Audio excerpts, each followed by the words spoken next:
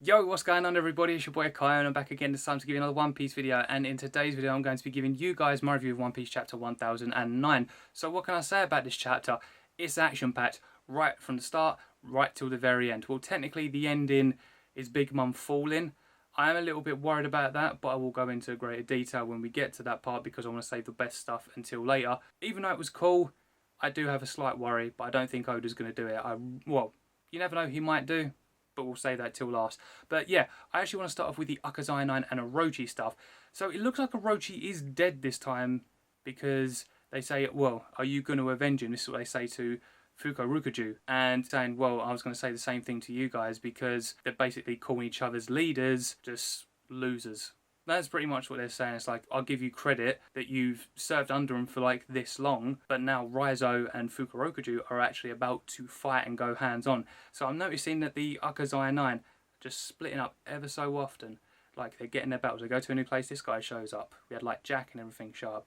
And now we've got this guy. So when you look at things this way, it's looking like they're all going to get their own individual fights. And I know that Kinemon is going to go up against Kanjuro. That's obvious. I'm pretty sure out of everyone, Kinemon's going to be the one to want to get him the most, considering everything that they went through, 20 years ago, believing that this guy was on their side when actually he is the traitor, in which Orochi does say to him before he dies that, were you shocked that, he was the traitor after all? And then, yeah, when you look at everything going like back then going on to Dressrosa and rescuing Kanjuro, and then all these like little bits that you think where you see like the stuff that he's like sending messages over to Orochi, like, yeah, this is what's going on, there is Zoro, and then going over to Wano, then revealing that he is the traitor. And you know what, that was so long ago now. I think actually anime's near enough onto that part because where they are is on the Oden flashback and it's nearing the end. So yeah, it's not that far whatsoever, but for us, that was long ago. But you know what, it's cool. It's cool the way that they dealt with Orochi, and Kanjuro knows he's going to die.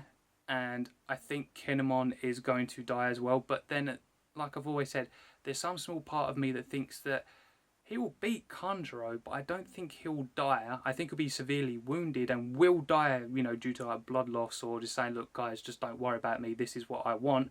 I want to join the rest of the gang, because I think the Akazai 9 are going to go out as well. I think he just wants to see Kaido go down, because now Orochi's gone down, Kanjuro's the next guy.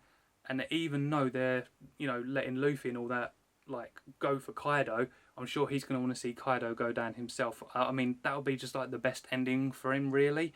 But then even if he did survive, it wouldn't really be a bad thing. But I would say probably 80% I think he's going to die. But that's just me. But do you know what? I can see this battle going on for so long. I think Oda might actually focus mainly on Kanjuro and Kinemon, because it's such a big thing. It's huge, like in Japan, the way that you'd have all these different like clowns and everything, like the way with the makeup, and I still can't remember that name even though I did put it in the last video, so I'm going to have to do it again because I've forgotten. But it was so easy to remember. What are they called? I have the name, I can't remember. Do you know what? Yeah, you'll just see it along here. Anyways, so he knows he's about to go out and he wants to go out in style. So with Kinemon, it's going to be a big battle and it's just going to go off. I think that when we go over to the other Akazai 9 fights, we'll probably see that, I don't know, Jack's got the upper hand, or Raizo's got the upper hand against Fukarokuju, or vice versa. But I think we'll just get dribs and drabs of them, like certain little small panels, or you'll have like, I don't know, like half a page of this battle, then half a page of that battle, then it moves back onto Kinemon and Kanjuro. But it's going to be epic to see what they say, because, Kinemon's going to be fired up. He'll understand, obviously, because of the last name. That's the main reason why. But it's like, the fact that you managed to go on for so long, you want to know why. Like, why would you wait so long just to do this? But it is understandable. It is obvious. Like, you put two and two together, you got Kanjuro and what he's doing and his reasoning behind it, being part of the family. But I feel like Kinemon's still got so much to say. It's like, even though that you were with those guys like the whole entire time, you was a traitor, but then you was with us, and then, what about all the times with Dressrosa? I feel like Kanjuro's going to shake that off, and he's going to be like, yeah, nah, like, I don't want nothing to do with you guys, like, you're going to die, like, I don't want nothing to do with you at all, I don't care, that was fake the whole time.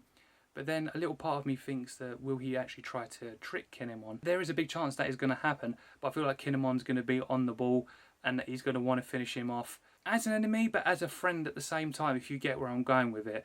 Because you see in like some animes, although they are enemies and such, and they were friends before, they'll fight, but then they'll be like, you know what, you are my enemy right now, but you were what I considered one of my best friends back then, and it'll be my pleasure, you know, to get rid of you. So that's the way I could see it going.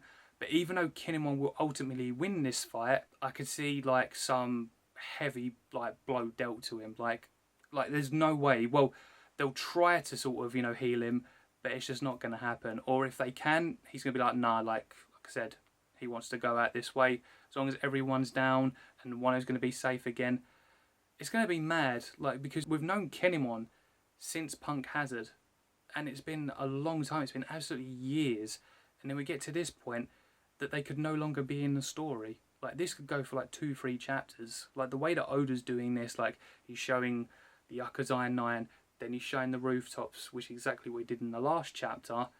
We could see this going again, or he may actually start off with the rooftop stuff, and then we'll go back to the Yakuza 9 stuff like a little bit later on. But before we actually get to like the main battles, which I feel like they're actually setting in right now, like up on the rooftop, this is where I think that Oda's going to start speeding up. The fact that Oroshi's actually been speed blitzed now as well, like all of his heads have been severed, like they're saying like, oh, you're going to avenge him. That confirms to me that he is dead, but this is One Piece, so it could go either way. But for this current moment, I am definitely believing he's dead this time. So that is like the first half, which was actually cool. Like, it was really good. It's setting up for something amazing, and I can't wait to see like an emotional battle ahead of us. Moving on to the rooftops, Zoro, MVP of the chapter. But not just him, Kid and Law as well. Like, they did really well, like, to, you know, just to sort of team up together. But I've got to talk about Zoro. How can I not talk about Zoro and just the way that he just tanked not one Yonko Blast, but 2 that they combined together. And Zoro's just standing there with his swords like that, and he's shaking. It's like saying, guys, get out of the way, get out of the way. But he manages to save him, but he does go flying back. So this just goes to show that even though I said, like, Luffy is the strongest one there, and I thought, yeah, like, oh, Zoro's probably, I don't know, like, there. He's probably a lot closer than what I originally thought. And I never really downplayed Zoro, because obviously where he has Enma and the way that he's going about doing things, and like I said, he's the only other person to cut Kaido apart from Oden. You can never take the light away from Zoro. Like, this was the perfect chapter for him, and I feel like we're going to get more of that, and I can't wait to see that. Because if you're tanking 2 Yonko blasts, like one combined big blast, and then you're getting up after they're like, oh yeah, Zoro, you okay? Like, you took that blast like head on. Like, even Kid like acknowledged him for that and said thank you. And that's from Eustace Kid. And Zoro's like, yeah, no, I'm cool. Later on, he actually coughs up blood because of the stuff that's going on. Because they then look at Big Mom and say, right, we've got to split them up. They said, the kid said that in the last chapter. They've got to be split up because it's like in hell. And Luffy's like, yeah, I've been there back and forth so many times. That was an epic moment from the last chapter. But then, when you go into this chapter, I love the way that they've separated them, but it was a little bit different than what I originally thought was going to happen. I thought that they would just break the floor and Big Mom would fall and then the rest of them would go down and Luffy would stay up on top. No, it went completely different. Like, they knocked Big Mom off. Like, they took Zeus from her, then you got Napoleon running away, and it's so funny to see, like, you got Napoleon going, no, I'm just a sword. And then you've got, like, Zeus and Prometheus just getting absolutely hammered on, and then Big Mom's falling, and this was great. The way that she punched Kid, and Kid took that, and then he's like repel, and then you got Lord going tact, and she's going flying, and then she's going down. Now this is the thing that I wanted to talk about. So Big Mom is currently heading for the ocean, and she can't call Zeus, she can't call Prometheus. Like, she will never be able to call Prometheus anyway, but Zeus is the main sort of, you know, her go-to when she wants to, you know, be able to fly and, you know, get back up there. But because he's currently contained in one of Kid's, like, metal prison things, she's currently falling down and she's going to hit the water, like, any second. And I hope that she doesn't, but some part of me is saying that she will. But I'm just scared that we might get the amnesia stuff again. And I don't think many people will like it. There will be some people that will like it, to have the whole amnesia stuff, to then help them out against Kaido. I don't want that. I really don't want that, because then it's going to take the limelight away from Luffy and Zoro and the rest of them. This is the one thing I don't like within certain series. I'm not going to name other series because I'll just get blasted in the comments. But there is one certain series where they hyped up, you know, this big dude, like this really cool dude, and then he gets cucked at the end, and people still to this day, you know, fight to say that it was the best thing that he could have done. I'm not going to say the guy. I nearly said his name. But I just don't want it to go this way. Why would you give people power-ups? And if you're going to give her amnesia to help them, I know that you're saying, oh yeah, but Big Mom, it could help them here. You're just taking away the limelight. You're just showing that Luffy still isn't at that level, but I believe he is. Okay, yeah, he went to attack Kaido. Kaido dodged it because he even took the mick. He went, oh, you dodged that, huh? Like, you knew that was going to hurt, didn't you? And Kaido just ended up just whacking him, and, you know, even though Luffy's taking it, it looks like it actually gets, like, whacked square on in the nuts. And don't get me wrong, it was a cool attack, but it was just the angle. But if Luffy did get hit in the nuts, man, I feel sorry for him. Because, yeah, that did not look like a healthy blast. That looked like an utterly destroying, like, you know, if you're a man, you know. But then we don't know what that's like compared to what Luffy's just, like, got. But I'm guessing from the angle, it wasn't that area. It looked like he might have just got smacked the whole way down. So, yeah. Ooh. But I feel like Luffy's going to be fine. I feel like if Zoro can tank a combination blast of Big Mom and Kaido, then Luffy should be able to tank that like easy. We'll see him get back up in the next chapter and he'll be like, okay, cool. Or he'll just get like a quick like shot that we'll see, I don't know, like some new attack from Luffy. Because we've got like, you know, Red Hawk and Red Rock. Are we going to get like another red attack, like Red Python or something like that? But then, this is what I'm hoping. I hope that Big Mom is able to, you know, get what she needs to do and not fall actually in the sea. I do not want that to happen. Of course, yeah, you take out one of the Yonko and you've only got one left, but that's not the end of Big Mom. Big Mom is coming back with a vengeance, and that's where I feel like you'll see everyone moving over, including Zoro, to leave Luffy to fight Kaido on his own. That's the way I can see it coming. Like, guys, we are getting so close. We're getting so close to the end of the act, and just Wano in general. Like, it is getting so close, and I'm so excited to see how the rest of these battles are going to go down. Like, it's just amazing the way that Oda's doing this, and I think, yeah, he'd definitely like to add some more. Whether or not he chooses to stay with the rooftop stuff, I don't know, because he could switch back to the Robin stuff, or he could switch back to what the rest of the Straw Hats are doing. He could do anything. He could literally be saving like those big moments like right till the very end. Is this another teasing moment? Possibly. Or will he end it off with what happened to Big Mom? Or will Big Mom show up and the worst case that she's got amnesia and that happens.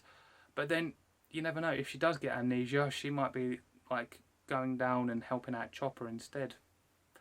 I don't know. It's very weird. Oda could do this in so many ways, but I do trust in him, and I do think that he will pick the right decision. I just don't want the amnesia again. Like, can you imagine it just twice in one arc? It just wouldn't sit right with me. So that's just personally my opinion. But yeah, guys, look, overall, yeah, it was a fantastic chapter. Straight up action. Exactly why we love One Piece. One of the best chapters of 2021. Probably one of my favourite chapters so far of Wano as well. But yeah, no, One Piece chapter 1009, very good. With that being said, guys, I'm going to leave it there. Make sure you smash the video with a thumbs up button. Let me know your thoughts down in the comment section below. What do you think will happen to Big Mom? Do you think we're going to get another amnesia thing again? Please say you're not in agreement with that. Also, make sure to hit the subscribe button. Make sure to smash the notification bell so you guys never miss a post. And I'll see you guys for the next video. So until then, see ya.